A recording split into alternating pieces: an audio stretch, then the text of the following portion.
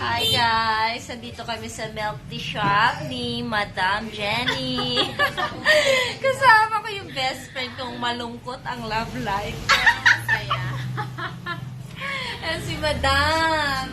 Grabing paghahanap buhay. Ay, Pwede naman namin kayo nakalibre kami ng milk tea. O, diba?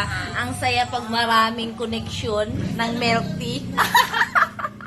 Pag gusto nyo libreng milk tea, punta lang kayo dito. Punta lang kayo dito sa may, sa may Lumil. Puok ba to, friend? Going to Puok. Going to Puok. Ayun. Wala silang exact address. Wala din pangalan yung milk tea nila. Basta going to Puok. Ano? Olivia's Cafe kaya ako. Okay. Olivia's Cafe. Dito sa may Puok. Ayun. Ayan. Tapos, nilibre kami ng, ayun o, isaw ni Kuya Tom. Ito yung, diba ang saya? isaw ni Kuya Tom!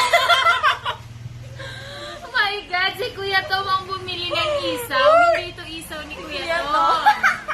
Kawawa naman si Kuya Tom. Kinain natin yung isaw niya. Diba? Ang sarap. O, ayan. Bye!